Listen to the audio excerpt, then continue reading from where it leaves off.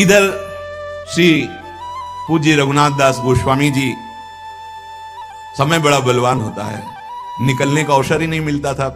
पूर्व चर्चा कल की अरुणोदय का समय है, अर्थात सूर्योदय होने वाला है, और संस्कृत के आचार्य यदुनंदनाचार्य जी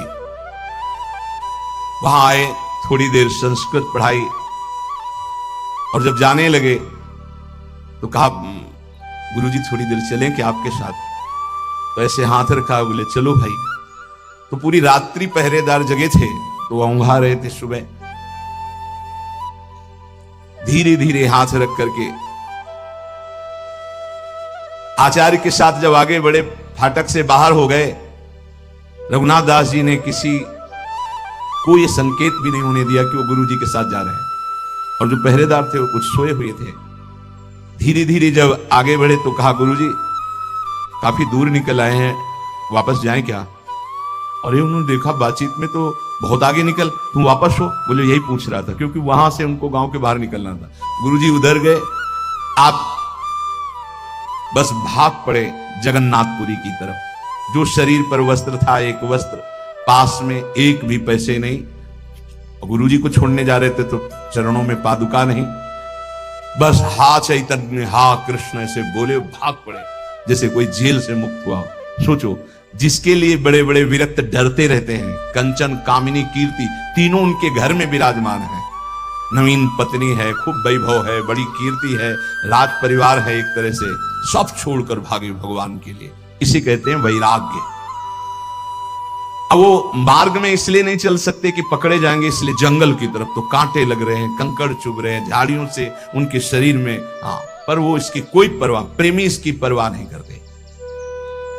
जो कभी घर के पास बगीचा था उसमें भी जाते थे तो पालकी से जाते थे, कभी वो 1 किलोमीटर पैदल भी नहीं चले होंगे। आज वो दौड़ रहे हैं जगन्नाथपुरी की तरफ। भूख प्यास से युक्त 15 कोश एक दिन में दौड़े।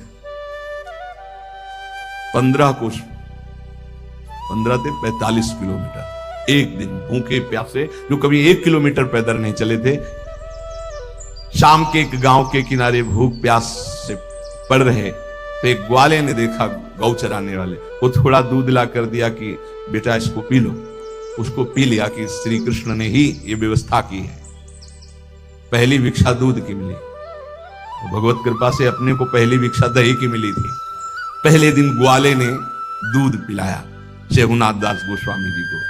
प्रातः काल सवेरे दौड़ पड़े अंधेरा में ही, और डर यह है कि कहीं कोई रास्ते में देख न ले, इसलिए वो जंगल के रास्ते से। रघुनाथ दास जी की थोड़ी देर में ही वहां खोज होने लगी, कहां है रघुनाथ, कहां है रघुनाथ। चारों ओर पूरे गांव में दौड़ मच गई। गांव में नहीं, समझ गए कि महाप्रभु जगन्नाथपुरी में है, जगन्नाथपुरी में गया होगा। कोई रो रहा है, कोई चीख रहा है, कोई पुकार रहा है, कहां रघुनाथ। ताऊ तो बेहोश होकर गिर गए। तत्काल राजा को सूचना हुई, वहां से घुड़सवार आ गए। पूरी जगन्नाथपुरी के रास्ते में दौड़ लगाओ, कहीं किसी मंडली में तो होंगे ही। एक शिवानंद सेन नाम के बड़े मित्र थे इनके पिता के, तो वो मंडली से ही जगन्नाथपुरी जाया करते थे। बोले देखो उनकी मंडली में तो नहीं गया। वहां सब खोज हुई, लेकिन सब ने यही, नहीं यहां रघुनाथ जी नहीं, क्योंकि वो किसी के पास ही नहीं गए, वो जंगल के रास्ते से। अब तो जो रघुनाथ दास जी के परिवार का हुआ, कोई न खाना न पीना, सब रो रहे हैं। रघुनाथ दास जी मार्ग की कठिनाइयों को, कई कई दिन भूखे प्यासे रह करके, सर्दी गर्मी कांटा कंकड़ सब, जो 30 दिन में जगन्नाथपुरी की यात्रा की जाती है, वो 12 दिन में उन्होंने तय की, दौड़ते हुए भूख प्यास से। उस समय महाप्रभु श्री स्वरूप आदि भक्तों के बीच में बैठकर कृष्ण कथा सुन रहे थे, कथा हो रही थी। सभी भक्तों ने अचानक देखा साष्टांग कोई दंडवत कर रहा, नवीन अवस्था का, सब पैर फटे हुए सब जगह से, क्योंकि झाड़ी कंकड़ कांटे सब लगे। कौन देखता है कांटों की परवाह, कौन करता? प्रेमी जन परवाह नहीं करते। साष्टांग दंडवत किया, प्रभु एकदम देखे और कहा रघु तू भाग के आ गया। मुकुंद देखो ये मेरा रघु भाग के आ गया। आनंद की बात है, रघु तू आ गया। बार बार महाप्रभु कह रहे आ, और गले से ऐसे गले से लगाया। प्रभु का हृदय से आलिंगन पाते जोर जोर से चिल्ला के रोने लगे, प्रभु अब मैं कभी वापस नहीं जाऊं।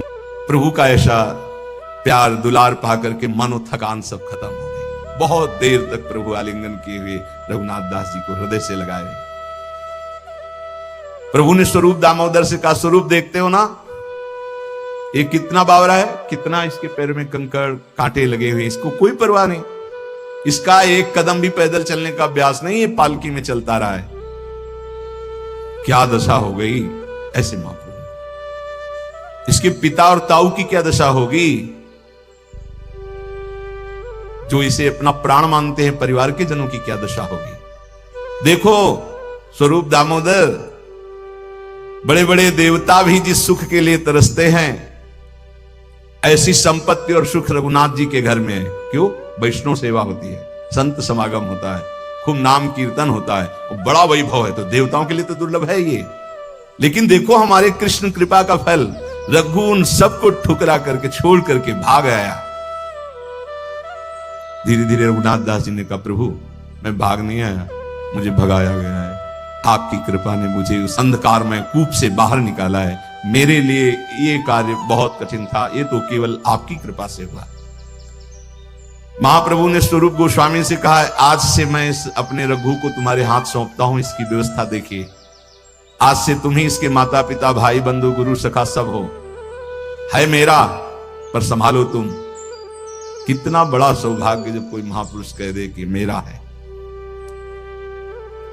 रघुनाथ दास जी ने स्वरूप गोस्वामी को प्रणाम किया। स्वरूप गोस्वामी ने कहा, हाथ पकड़ा, महाप्रभु के सामने हाथ पकड़ा। फिर जितने महाप्रभु के निज अंग सेवी थे सबको स्वरूप दामोदर ने प्रणाम करवाया, परिचय दिया, ये गोविंद है, ये अमुक है, ये अमुक है। सबने आलिंगन किया रघुनाथ दास गोस्वामी का। कितना सौभाग्य, महाभागवतों का आलिंगन, महाप्रभु का आलिंगन। उसी समय गोविंद ने इशारे से रघुनाथ दास जी को बुलाया और कहा, महाप्रभु का उच्छिष्ट रखा है, पालो। क्या ये मतलब सौभाग्य की झड़ी, सौभाग्य की वर्षा हो रही। रघुनाथ दास जी को साथ ले गए, समुद्र में स्नान कराया, फिर जगन्नाथ जी के दर्शन कराए, फिर जगन्नाथ जी का प्रसाद पवाया, फिर लौट कर आए। महाप्रभु ने जो भोग पाया अपने हाथ से, लो पाओ। बड़ा सौभाग्य जब गुरुजन अपना उच्छिष्ट देते हैं। महाप्रभु की अब प्रसादी पा रहे, महाप्रभु के पास बैठकर श्री कृष्ण चर्चा सुन रहे हैं, कैसा अद्भुत सौभाग्य। फिर महाप्रभु की जूठन मिली रघुनाथ दास गोस्वामी को। आज के ही उपदेश से खटकने लगा कि नहीं, महाप्रभु के लिए जो प्रसाद वैष्णव जन देते हैं उससे किनका लेना ठीक है, लेकिन रोज उदर भरना ठीक नहीं। महाप्रभु ने मानो इशारे से वैराग्य की जो उपदेश नई वाणी की उसका आचरण में उतारना चाहिए। इसका मतलब है मुझे उदर भरने के लिए कुछ करना चाहिए, भिक्षान का। वैरागी होकर के मैं भिक्षा में क्यों संकोच कर रहा हूं, क्योंकि धनी घर से आया हूं? नहीं, मेरे वैरागी को धिक्कार है अगर ऐसी सोच मेरे अंदर रहे। जब प्रसाद दिया गया महाप्रभु का तो जरा सा किनका लेके पाया, और रात्रि दिन भर भूखे रहे। रात्रि में जब जगन्नाथ भगवान का शयन हो जाता है तो जो महाप्रसाद बचता है वो सिंह पौर पर, द्वार पर जितने भिक्षुक जन होते हैं उनको बांटा जाता है। तो वहां भिक्षुक जन कोलाहल करके आगे आगे लेने के लिए जैसे होते हैं, वो शांत भाव से खड़े रहते पीछे। अगर कोई उनको पीछे जाके दे देता तो पा लेते, जितना मिल जाता, नहीं तो फिर भूखे, दिन भर भूखे, रात्रि में ऐसी दिनचर्या बनाई। कभी कभी थोड़ा महाप्रसाद मिल जाता, नहीं तो जो भिक्षुक जन आगे से आगे जाकर के ले लेते, बांटने वाला निकल जाता, वो शांत पीछे खड़े रहते।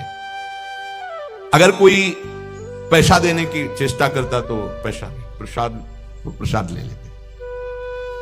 वहां की बड़ी करुणाजनक स्थिति होती है जब प्रसाद बांटा जाता है, सब आगे से आगे लेने के लिए, मुझे पहले अधिक प्रसाद मिल जाए ऐसी चेष्टा। बांटने वाला जो प्रसाद ले तो 2 4 10 में ही बट जाता था, वहां तक पहुंच ही नहीं पाते। रघुनाथ दास जी पीछे खड़े रहते, नहीं मिला चले आए, भूखे रह गए। वहां जो फटे पुराने कपड़े पड़े थे उनको जोड़ करके गुदड़ी बनाई, उनसे शरीर ढका, और जो वस्त्र थे घर के सब फेंक दिए।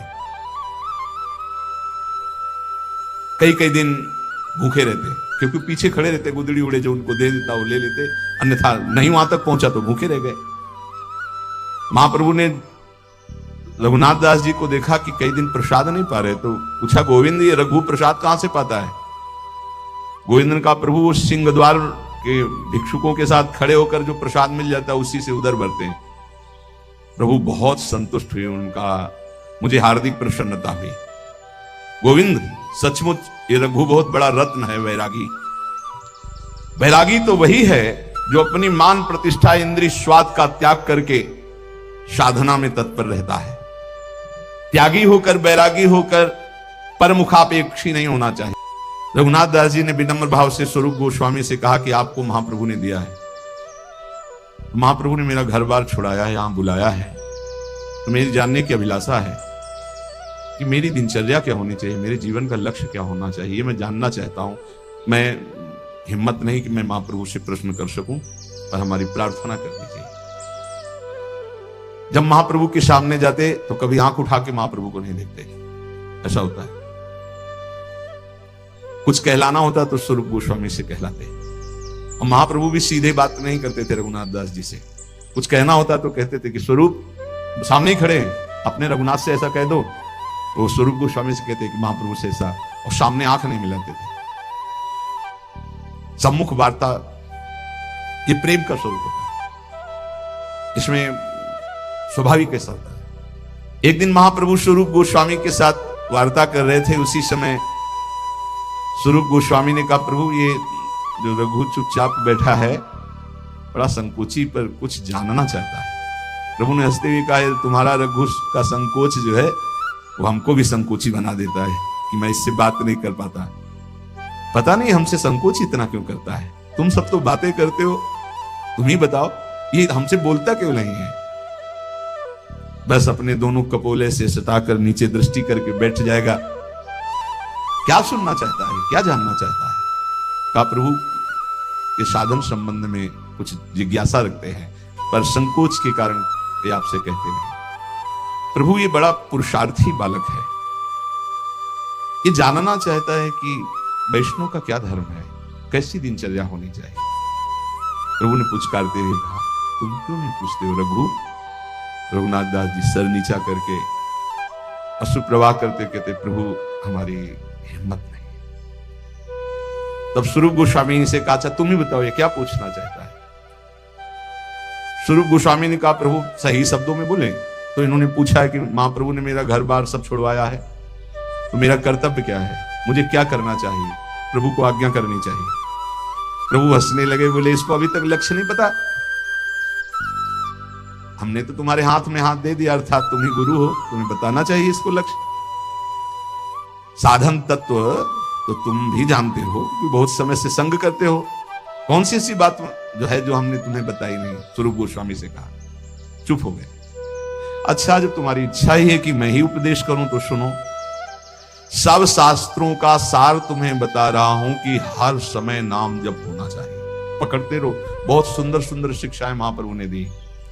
सब साधनों का सार है हर समय नाम जप होना चाहिए। पहला, प्रेम की उपलब्धि केवल नाम स्मरण से ही होती है। सेवक जी महाराज कह रहे, प्रेम मूल यह नाम है, प्रेमी रसिक जपत यह नाम, प्रेम मगन निजुबन विश्राम। नाम स्मरण सर्वश्रेष्ठ सुख का साधन है। नाम स्मरण प्रेम उपलब्धि करता है।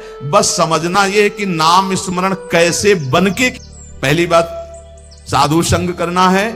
साधु संग किसे कहते हैं? जिसके संग से भजन बढ़ने लगे, भगवत कथा सुनने को मिले, भगवत अनुराग बढ़े, भगवान नाम कीर्तन, भगवत लीला गायन श्रवण, ये साधु संग। तो साधु संग का परहेज क्या है? संसारी पुरुष का कोई भी संबंध नहीं होना चाहिए। अगर तुम्हारे हृदय को ऐसे राउंड लगाकर जांच करना हो तुम्हें, तो देखो तो एक ही जगह निकले कि हमारे माई श्यामाजू को राज। श्यामाजू के सिवा, जैसे महाप्रभु हरिवंश चंद्र जी कह रहे, मेरे प्राणनाथ श्री श्यामा शपथ करो तृण छिए, कसम खा के कहता हूं श्यामाजू के सिवा हमारा कोई नहीं है। ये बात है। अब दूसरी बात है, संसारी लोगों से किसी भी तरह से बात करने का अवसर ना देना। प्रपंच की बात है। बोधियंता परस्परम का आदेश है भगवान का, मेरी चर्चा करो परस्पर बैठकर। और जहां प्रभु की चर्चा से संसार की तरफ जाने लगे, उठो चल दो। दूसरी आगे की बात, किसी भी वैष्णव को यह नियम पक्का ले लेना चाहिए कि ना किसी की निंदा करेंगे, ना किसी की निंदा सुनेंगे। दिमाग में लिख लो चाहे रजिस्टर में, बहुत जरूरी है, नहीं तो भजन छीन हो जाएगा। महाप्रभु कह रहे हैं ना किसी की निंदा करेंगे, ना किसी की निंदा सुनेंगे, ये नियम ले लो। बड़े बड़े ऋषियों ने इस बात के लिए सावधान किया कि दूसरे की निंदा नहीं करनी, दूसरे की निंदा नहीं सुननी। इन बातों का सदा ध्यान रखते हुए बचना कि कभी किसी की निंदा मत कर देना। दूसरों के गुण दोषों का कथन करने वाला उपासक बहुत बुरी तरह भ्रष्ट हो जाता है। यदि कुछ कहना है तो कृष्ण चर्चा करो, भगवत चर्चा करो, कभी किसी की चर्चा मत करो, प्रभु की चर्चा के सिवा, नहीं तो निंदा होने लगेगी, अपराध बन जाएगा। डरो तब सुख हरिवंश गुण नाम रसना रटत और बहुवचन अति दुखदानी। कोई कितना भी अवगुणी हो, उसके अवगुणों की चर्चा मत करो। तुम्हें तो अपना हृदय निर्मल करना है। तेरे भावे जो करे भलो बुरो संसार, नारायण तू बैठ के अपनो भवन बुहार। देखो ध्यान से सुनना, चाहे कितना बड़ा कोई ज्ञानी हो, ध्यानी हो, जपी हो, पंडित हो, जहां उसने किसी की भी निंदा का वाक्य मुख से निकाला वहीं पतित हो जाएगा, गिर जाएगा, भ्रष्ट हो जाएगा। निंदा ऐसे होती कि यार वो तो बहुत सुंदर बोलते हैं, ऐसा है वैसा है, अच्छी अच्छी बातें निकलते हैं, पर जो है उनको ऐसे नहीं। वो जहां पर लगाया तो तुम्हारे पर लग गए, उड़ जाओगे। किसी के भी दोष की वार्ता ना करो, एक भी दोष चर्चा ना करो। महाप्रभु कहे जो दोष चर्चा करोगे तुम्हारे हृदय में दोष प्रवेश करके तुम्हें नष्ट कर देगा। ये अनुभूत बात है, अनुभूत बात, ये अनुभूत। दोषों के परमाणु बड़े सूक्ष्म होते हैं। जब तक तुम दूसरे की निंदा नहीं करोगे, दोष वर्णन नहीं करोगे, मान लो दोष दर्शन हो गया पर वर्णन नहीं किया तो वो नष्ट हो जाएगा, तुम्हें फांस नहीं पाएगा। लेकिन जहां तुमने दूसरों के दोषों का वर्णन किया, निंदा की, तहां तुम निंदनीय बन जाओगे, तुम्हारी निंदा होने लगेगी। ज्यों ज्यों तुम दूसरे की निंदा करोगे त्यों त्यों अच्छे परमाणु नष्ट होते जाएंगे, गंदे परमाणु बढ़ते जाएंगे। हृदय की पवित्रता, सरलता, सच्चिरता और ज्ञानार्जन, भजन, सद्वृत्ति सब नष्ट हो जाएगी और मोह का साम्राज्य हो जाएगा, अज्ञान का। डरो, बहुत खतरनाक खेल है। भक्तन की निंदा अति बुरी, भूल करो जिन कोय, कि सुकृत बहु जन्म के छिन में डाले खोए। इसलिए वैष्णव का परम धर्म है कि वो किसी की कभी भी निंदा ना करे और ना सुने। अदोषदर्शी वैष्णव होता है। सुनो, भगवत भक्त जो महात्मा हैं, भागवत हैं, साधु पुरुष हैं, उन्हीं के बीच में बैठो। ऐसे लोगों के बीच में मत बैठो जो एक दूसरे की निंदा करते हैं। ऐसे लोगों के बीच में मत बैठो जो मान प्रतिष्ठा की चाह रखते हैं, जो भोगों की चाह रखते हैं, जो काम तृष्णा वाले हैं। ऐसे लोगों का संग बिल्कुल मत करो। संगम त्यजेत मिथुन व्रतिनाम मुमुक्षु। विरक्त को चाहिए कि सदैव बच कर रहे ऐसे लोगों से, क्योंकि इनके परमाणु ऐसे होते हैं कि विरक्त की विरक्तता नष्ट हो जाएगी। इस वैराग्य के मार्ग में विषयी पुरुषों से बचना ऐसे बताया गया कि जैसे तुम्हारी गोद में सांप गिर जाए तो क्या करोगे? पहले झटकोगे, बाद में विचार होगा। ऐसे विषयी पुरुषों पर विचार करने की जरूरत, पहले झटको, दूर ही हटो। अगर तुम वहां रहे तो सांप का जैसे काम है कि वो काटी लेगा, ऐसे विष चढ़ जाएगा, विषय रूपी विष चढ़ ही जाएगा पक्का। बहुत विचित्र, तो बड़ी विचित्र लीला है। इसलिए विरक्त को निरंतर भगवान नाम जप, भगवत लीला का गायन, भगवत लीला का श्रवण और विषयी पुरुषों के संग का त्याग और दूसरों की निंदा, दोष और इस प्रकार की सुनना, कथन करना, इसका त्याग, ये वैरागी के सुदृढ़ नियम है। और सुनो, मैं तुम्हें वैष्णव के संक्षेप में मुख्य मुख्य धर्म बताता हूं। पहला, ग्राम्य कथा और भोग कथा एक कभी नहीं देखनी। ग्राम्य कथा सुनने और कहने वाला निश्चित विषयी बन जाता है, बचना चाहिए विषय को। बहुत विचित्र है, बस शब्द मान लीजिए, ग्राम्य कथा, भोग कथा, इससे दूर, बहुत दूर। दूसरा, वैष्णव को अच्छे अच्छे स्वादिष्ट पदार्थ नहीं खाने चाहिए। भोजन में जो नीरस पदार्थ हो वही लेने चाहिए, इससे विषय लोलुपता नष्ट हो जाती है। अच्छे अच्छे पदार्थ स्वादिष्ट हटा के और नीरस पदार्थ वैष्णव को लेने चाहिए। ऐसे पदार्थों के खाने से विषय भोग की कामना बढ़ती है, महाप्रभु चैतन्य जी। तीसरा, अच्छे चमकीले कीमती, स्वच्छ वस्त्र।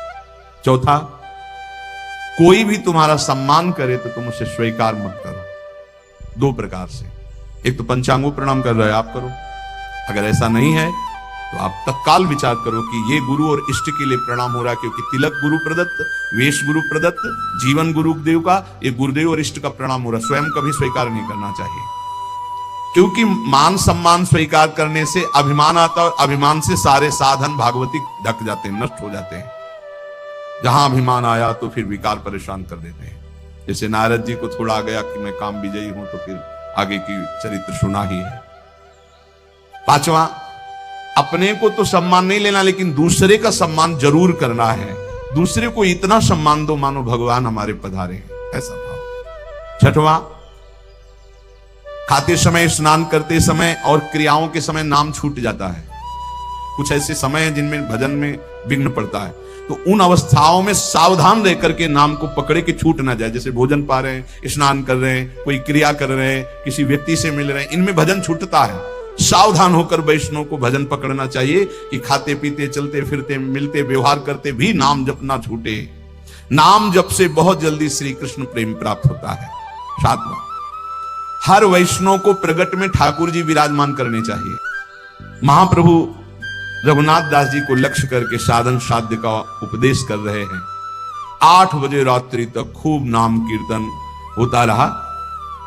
फिर जो गौड़ीय भक्त आए हुए थे महाप्रभु, उनसे मिले। इतने में शिवानंद जी जो मार्ग में पूछवाया था मजूमदार जी ने, तो वो जब वहां आए तो रघुनाथ दास जी को देखा। तो रघुनाथ दास जी भाग करके महाप्रभु के पास आए थे। सेन महाशय से कहा कि वो तो यहाँ आए हुए हैं, तो बोले हमें तो रास्ते में पूछवाया था उनके पिता, तो एक बार अगर आदेश हो तो मैं वहां सूचना दे दूं, क्योंकि वो सब बहुत व्याकुल है। जाकर सिंह पौर के द्वार में देखा तो सबसे पीछे फटी गुदड़ी, शुष्क शरीर हो रहा है, और श्री कृष्ण नाम लेते हुए सुप्रवाह करते हुए वो आर्न श्री कृष्ण कीर्तन। उन्होंने विचार किया कि इनसे क्या पूछना कि तुम्हारा सकुशल हो, इनका तो परम सकुशल है। सकुशल तभी माना जाता है जब भगवान का चिंतन होता है। जैसे आजकल लोग पूछते हैं कुशल मंगल, बोले हाँ सब कुशल मंगल, तो कुशल जानते किसे कहते हैं? तब लगी कुशल न जीव कहूं, सपने हूं मन विश्राम, जब लगी भजत न राम कहूं, शोक धाम तज काम। कुशल तभी माना जाएगा जब आपके मुख में नाम जब चल रहा है, नहीं तो कुशल मंगल नहीं। और मंगल, मंगल भवन मंगल हारी, उमा सहित जेहि जपत पुरारी। मंगल भवन भगवान का जो स्वयं उमा सहित भगवान शिव नाम जप करते हैं। यदि नाम जप नहीं हो रहा तो कुशल मंगल नहीं तुम्हारी। और बोले कुशल मंगल, बोले सब कुशल मंगल, पर पंच करते हुए कुशल मंगल, नाम जप करते हुए। सेवक ने तत्काल पत्र लिखा, शिवासेन ने पत्र भिजवाया जगन्नाथपुरी से कि आपका पुत्र निश्चिंत रहिए, महाप्रभु की कृपा से यहां विराजमान है, पर जो स्थिति है वो तुम सह नहीं पाओगे। रघुनाथ दास सिंह पौर द्वार पर खड़े होकर भिक्षान जो मिलता है उसी को पाते हैं और किसी से कोई और सुख सुविधा नहीं लेते।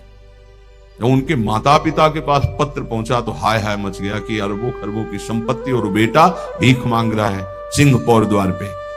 माता तो मूर्छित हो गई है सुन करके कि कैसे मेरा रघु जीता होगा। पिता ने अपने पुत्र के लिए तत्काल 4 रसोई, नौकर, सब 400 स्वर्ण मुद्राएं साथ में, जाओ रोज रसोई बनेगी, अच्छे से अच्छे पदार्थ मेरे रघु को। अगर वो बैरागी बन के रहना चाहता है तो ऐसे रहे। हर माता पिता की ऐसी व्यवस्था। रसोईया जगन्नाथपुरी आया, 400 स्वर्ण मुद्राएं और कई रसोइये, कई नौकर। अब सुविधाजनक सुंदर भोजन बनाकर, और सेवक ने कहा कि 400 स्वर्ण मुद्राएं भी लाए हुए रघुनाथ दास जी से कहा आप सुखपूर्वक रहे। रघुनाथ दास जी ने कहा एक भी मुद्रा नहीं। रघुनाथ दास जी ने सोचा जब रसोईया आया है तो ये सुंदर भोग बनाकर महाप्रभु की सेवा हो जाए। महाप्रभु से प्रार्थना की। महाप्रभु ने उनके पिता परम वैष्णव है ये जानते हुए थोड़ा प्रसाद स्वीकार किया। पर रघुनाथ दास जी प्रसाद वहीं पाते, सिंगापुर वाला जो मिलता, अपने पिता के द्वारा भेजी हुई सुविधा को नहीं। महाप्रभु की सेवा 8 दिन तक ये रसोईया बलाता। रघुनाथ दास जी ने फिर विचार किया कि महाप्रभु को ये सुख सुविधाएं पसंद नहीं। खुद उपदेश किया था, जब मैंने सब कुछ त्याग दिया है तो फिर मेरा कुछ है ही नहीं, तो मैं क्यों महाप्रभु की सेवा के लिए अपने पिता की संपत्ति का प्रयोग करूं। महाप्रभु तो हमारी प्रसन्नता के लिए स्वीकार करते हैं। 8वें दिन ही कहा रसोईया से, अपने सभी उठाओ और वापस हो जाओ। अब वो तो बेचारे सेवक सब वापस कर दिया। आप विचार करो कैसा वैराग्यमय जीवन है। प्रभु ने कहा स्वरूप ठीक किया रघुनाथ ने। ध्यान रखो, ये विषयी लोगों का अन्न खाने से रजोगुण की वृद्धि होती है। उनके धन में ममता के परमाणु रहते हैं। महाप्रभु चैतन्य देव कह रहे हैं, घर वालों के धन में ममता के परमाणु रहते हैं। संसारी लोग कामना शून्य होकर तो अपने जामाता को भी नहीं खिलाते, औरों की तो बात क्या। मलिन बुद्धि वालों का अन्न खाने से कभी कृष्ण नाम जप नहीं होता, कृष्ण नाम कीर्तन नहीं होता और श्री कृष्ण प्रसन्न नहीं होते। जहां तक हो सके इन विषयी पुरुषों के अन्न से बचना चाहिए। रघु ने ठीक किया। आज तक मैं जो जाता था केवल प्रेम संकोच के कारण जाता था। बड़ा अच्छा किया, बहुत सुंदर किया। रघुनाथ का त्याग और वैराग्य प्रशंसनीय है, महाप्रभु ने कहा। रघुनाथ दास जी ने वहां भी मांगने के खड़े होना बंद कर दिया, क्योंकि लोग परिचित हो गए थे कि इतने बड़े धनी मानी के। तो स्वादिष्ट स्वादिष्ट पदार्थ खरीद कर रघुनाथ दास जी को देने लगे थे। भिक्षा लेना बंद कर दिया। एक क्षेत्र में जाते जहां अन्न बंटता था, दाल और महाप्रसाद ही बंटता था केवल, तो सायंकाल जाते जो बचा खुचा होता वहां से ले आते थे। महाप्रभु ने कहा रघुनाथ दास अब सिंह पौर पर नहीं खड़ा होता, क्योंकि दर्शन करके आते तो दिखाई नहीं देता, तो कहां से प्रसाद पाता है। तो उनका प्रभु अब वो एक क्षेत्र में जाते हैं और वहां से बचा हुआ दाल और महाप्रसाद ले आते हैं और उसी को पा लेते हैं। प्रभु ने संतुष्टि पूर्वक कहा ये सर्वोत्तम कार्य किया। सिंह द्वार पर भिक्षा की लालसा से हर व्यक्ति का मुख देखने की इच्छा होती कि ये दे दे, शायद ये दे दे।